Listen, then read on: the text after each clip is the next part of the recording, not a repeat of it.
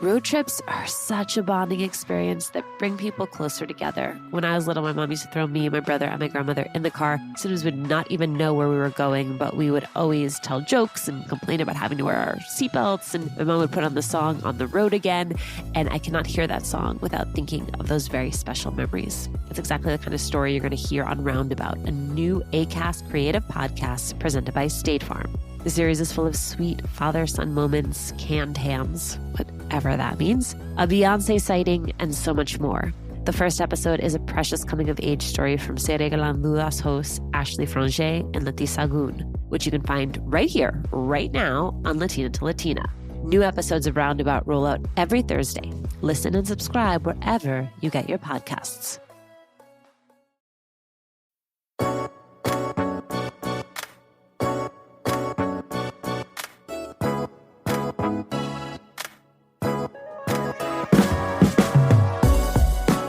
Angie Cruz had already published 2 books when her widely acclaimed novel, Dominicana, catapulted her to the next level.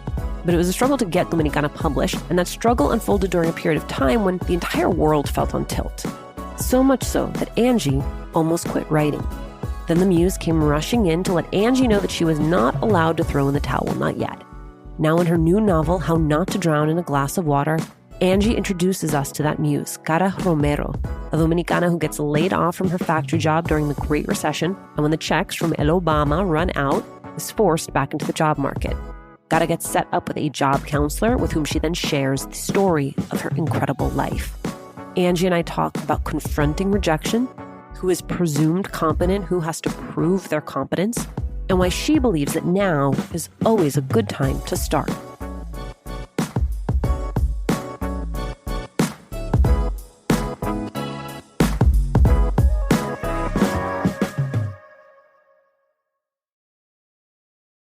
Angie Cruz, thank you so much for doing this. Oh, thank you so much for inviting me. Growing up, formative years, you're moving back and forth, New York and the DR. What do you remember about that period? And was there a place where you felt you most belonged? In some ways, I feel like I belong nowhere and in a lot of places, right? So when I think about home, and I've thought about it a lot, I think about how that space usually is occupied in my mother's kitchen. And it's like a collection of smells and things that are said and intonations and language and code switching.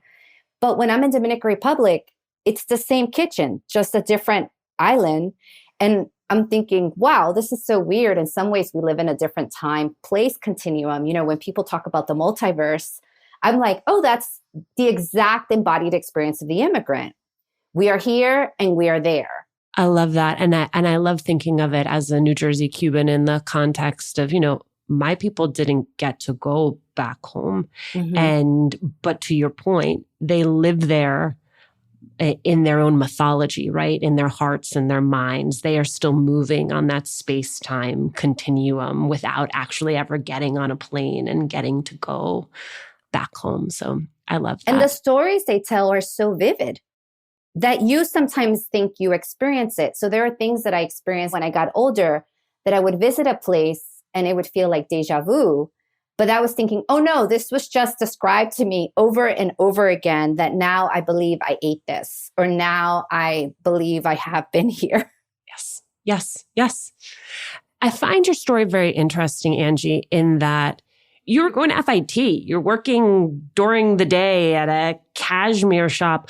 What's the moment where you realize this is not the path that I'm supposed to be on? I think that as I was growing up in a family that was full of aspirations toward gathering wealth, let's say, jobs, benefits, a better life, so much sacrifice went into that entire project. And the truth is, I wasn't a very strong student as a high school student, but I had some drawing skills. I knew how to sew. I studied fashion design, but it wasn't a passion. It was just something that I could do to satisfy kind of the desire of the immigrant project in my family, which is I needed to go to college. But I also knew that I wanted to be independent so I could set my life around my own rules. My mother was incredibly strict. And she said, if you want to do what you want to do, you have to pay your own rent. And I just left. And I said, okay, I'm going to pay my own rent. And the way to do it back then was entering retail. And I was fortunate enough to get into a job on Madison Avenue. While I was in that position, I realized that the only reason I was even given the job is because they thought I was Italian. And I went into a culture that was incredibly racist, classist for sure, and full of microaggressions, although I didn't have that language back then. It's something we talk about now. And even if I was making very good money and I was a very strong salesperson and I was constantly getting a promotion, because I was passing as a light-skinned Black Latina, I found myself really unhappy. And I realized, could I do this for the rest of my life? And I was fortunate because, I was asked the question, well, what else would you want to do? And I kind of flippantly said, I want to tell the stories about how messed up these customers are, that they're buying $300 socks when my grandmother's making $300 a week, if that, at the factory in New Jersey. And I was encouraged, well, you should write that story then. You should write that story. And I didn't take them seriously. But what I'm saying is it did plant a seed. And I realized that I have to go get an education. And I went back to school and I studied in SUNY Binghamton. And I thrived at SUNY Binghamton. I found Black professors who were really invested in helping students, it's particularly me, a Dominican student, realize that I was part of the Black diaspora, that Toni Morrison was telling part of our story. And that made me think, oh my God, how did I not know this my entire life? So it was a slow start, but I do think that I like to tell this story because I feel a lot of people I know, especially that come from working class culture, they don't imagine themselves as artists or writers because there really are such few public roadmaps to that place. But it's always the right time to start, is what I like to believe and say, because my trajectory was incredibly non-traditional. Road trips are such a bonding experience that bring people closer together. When I was little, my mom used to throw me, my brother, and my grandmother in the car. Sometimes we'd not even know where we were going, but we would always tell jokes and complain about having to wear our seatbelts. And my mom would put on the song On the Road Again. And I cannot hear that song without thinking of those very special memories. It's exactly the kind of story you're going to hear on Roundabout, a new ACAST creative podcast presented by State Farm. The series is full of sweet father-son moments, canned hams, whatever that means, a Beyoncé sighting, and so much more. The first episode is a precious coming-of-age story from Se Regalan Dudas hosts Ashley Franger and Leti Sagun, which you can find right here, right now on Latina to Latina. New episodes of Roundabout roll out every Thursday. Listen and subscribe wherever you get your podcasts. Hi, everybody. Juleka here. Latina to Latina is supported by First Republic Bank. Like so many of our guests, you and I have worked hard, and it's starting to pay off. That's why it's time for us to work with a financial partner who has our back. Let me tell you about my experience with First Republic Bank. When I opened accounts for my young sons, I was assigned a personal banker, Lisa, who gives me the straight financial talk I need and deserve, no matter how complex my questions might be. Whether you're ready for a mortgage or more sophisticated banking products, as a First Republic customer, you can connect with your personal banker by phone or email or in person. It's all part of First Republic's commitment to delivering extraordinary service every time. To learn more, visit firstrepublic.com. That's firstrepublic.com. Member FDIC, Equal Housing Lender. I thought a lot about the fact that, if I understand this right, Dominicana you wrote over the course of more than a decade, I think about 14 years. Did it then feel, working on how not to drown in a glass of water, because you see my New Jersey accent, water over the course of 4 or 5 years, did you feel like that was a fast clip? Well, the truth is that when I was working on Dominicana, there were a few hurdles I had to get over. One was that I was writing about something that was very personal about my mother, right? It's a fictional novel, but it was inspired by my mother, and my father was incredibly abusive. So I had to overcome the hurdle of my own emotional feelings about like the character Juan. So when you are writing a book and you have a bias against character, that character will never work. It's almost like you have to figure out, well, how do I love this character more? Right? Even if it's a character that in my own personal life, I've shut out. So to look at a person holistically, compassionately, generously requires a lot of inner work. So when I think about Dominicana, I think part of it was inner work. Part of it, I had a child. All of these things got in the way. And also it took 4 years to find a publisher. Well, and I think about you too, writing Dominicana and, as you said, it is your mother's story, but in sort of a way of building empathy, you were at a point in your own life where you'd become a homeowner, you'd become a mother, you'd become a wife. Any of us who have gone through any of those things recognize a sort of trapped feeling, especially if we are ambitious, that all of a sudden being all these things all at once can bring. And that was part of your way in, even though you did not have the literal same experience as your mother of understanding what it meant to feel confined and limited. I wonder then, beyond the fact that you had family who had been through this experience in the Great Recession, what your entry point was to Gara and the way that she sees herself and sees her life. Well, it's funny because Cara came to me in a way that no other character has ever come to me before. And it was in a moment that I was feeling a lot of despair. And I was actually thinking of quitting writing and starting over because I couldn't sell my book Dominicana, but also because Trump was president and the world seemed very, very bleak at the moment. I mean, it should always feel bleak because you look at the news and you're like, what else can go wrong? But at the time when Trump was president, it felt like we had gone so many steps backward, especially when it came to gender politics, queer politics, and immigration. And it actually, I was on the platform in New York City on 168th Street and Broadway, and it was crowded and everyone was in a bad mood. And I was there like, what else could I do? And I had just seen on the news the Muslim ban, and they were calling for immigration lawyers to go to the airport and help people that were arriving. And I said, I don't have any skills to help anybody. Like, I felt so useless at the time. I was like, what can I do? And I saw this woman studying, ESL book, like some kind of handbook. And she reminded me of like my grandmother, my tia. And I said, what is it like to start over without a language, without, like having to apply for a job? And then I just cracked myself up thinking about some of the women in my family having to go to a job interview now, right? Where everything is so digital and I literally was like, it just came to me, Cara Romero. And I got on the subway and I was like, I am going to listen to her answer the first interview question. Tell me something about yourself. And for 40 minutes, I wrote, it's pretty close to what's in the book right now. I mean, wow. I messed with it a little bit, for the craft of the novel. I had to figure out like how to make it work. But literally her voice came to me. And for a while, almost a year, I just kept asking her questions. And every time I got on a plane or train, I wrote the answer on a phone. And that was my first draft.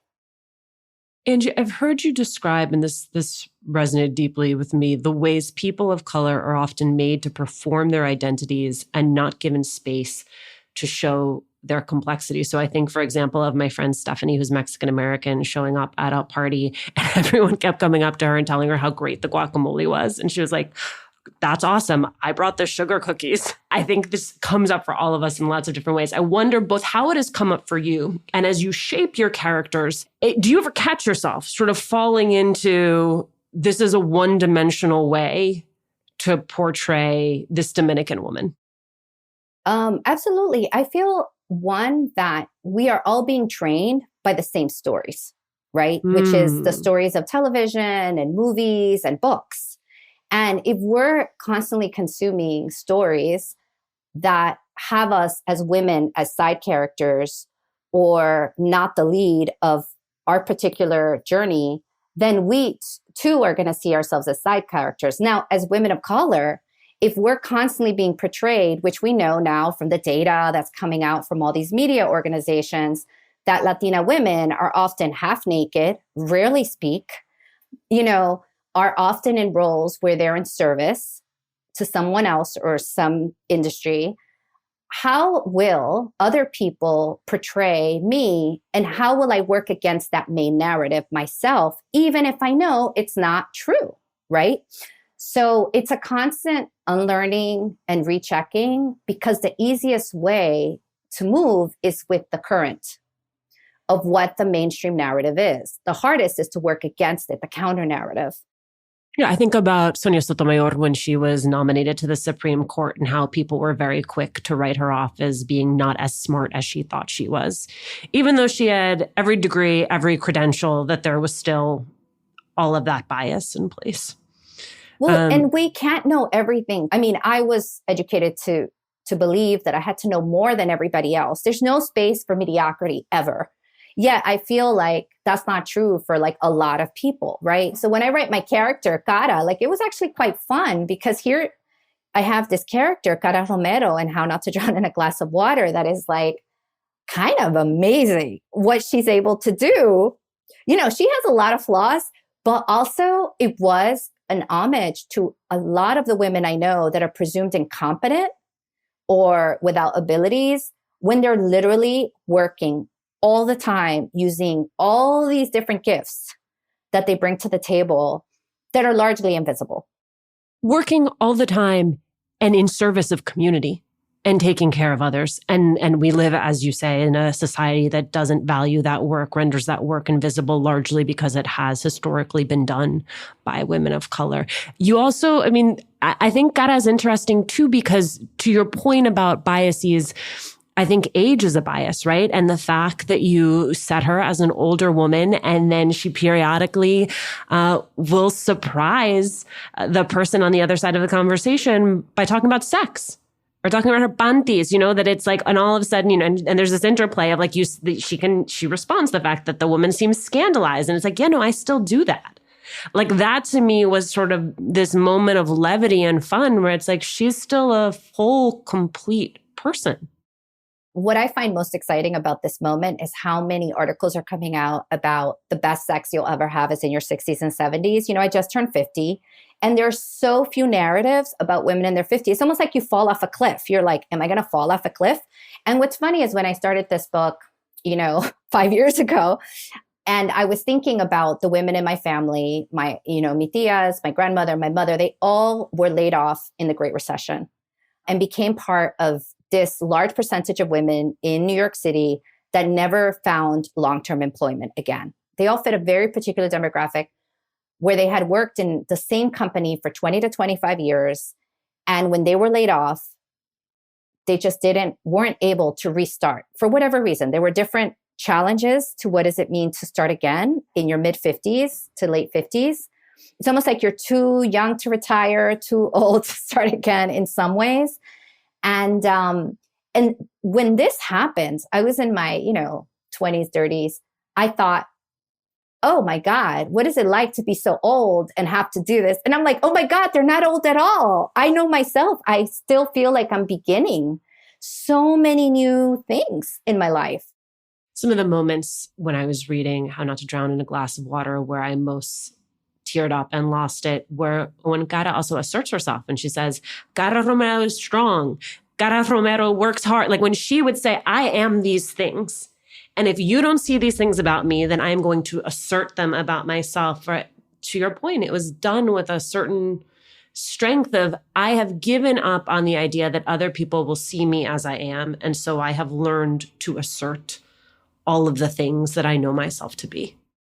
Well, you know, this is why I had her speaking to a younger generation, because I do think that one of the things that I love about some of the women I'm mentoring in their 20s is like, they'll just be like asserting something about themselves that they maybe don't even quite believe yet, but they tweet it or they'll like say it out of nowhere.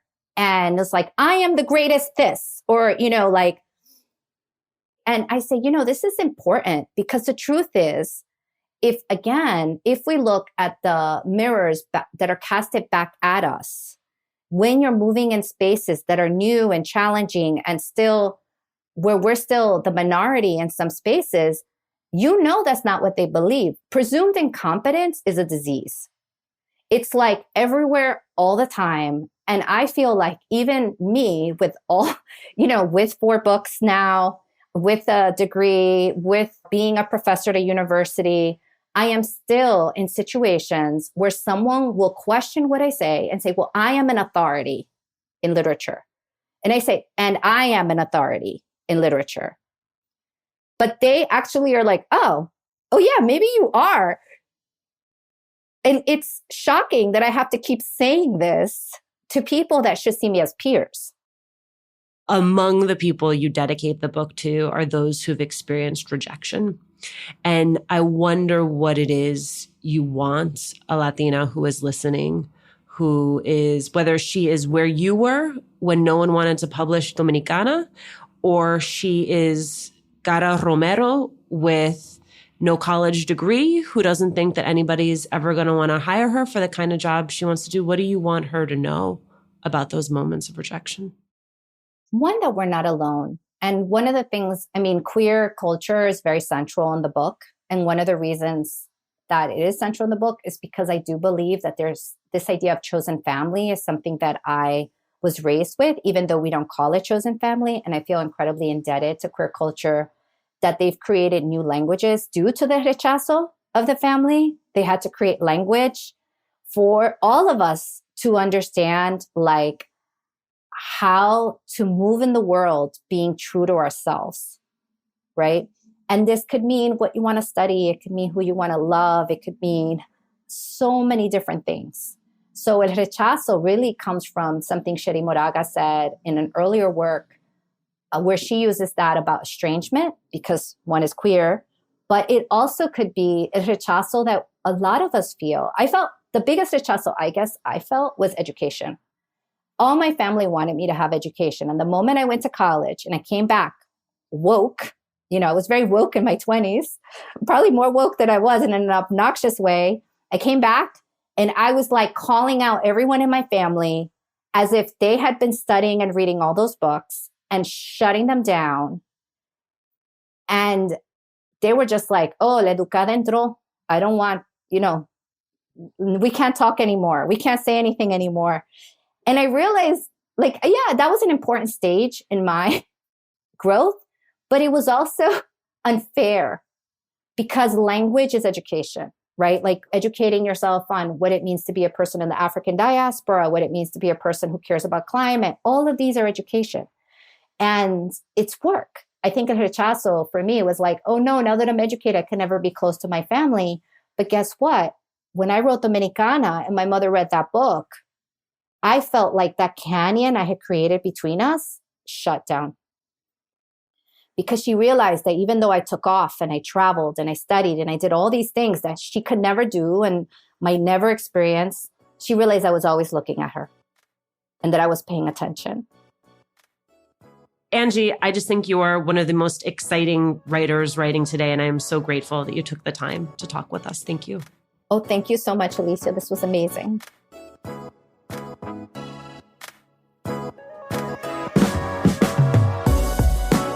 Thank you, as always, for listening. Latina to Latina is executive produced and owned by Juleka Lantigua and me, Alicia Menendez. Paulina Velasco is our producer.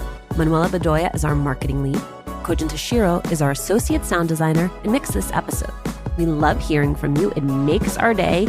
Email us at hola@latinatolatina.com. Slide into our DMs on Instagram. Tweet us at Latina to Latina. Check out our merchandise that is on our website, latinatolatina.com/shop. And remember, please subscribe or follow us on Apple Podcasts, Google Podcasts, Good Pods, wherever you are listening right now. Every time you share this podcast, every time you share an episode, every time you leave a review, it helps us to grow as a community.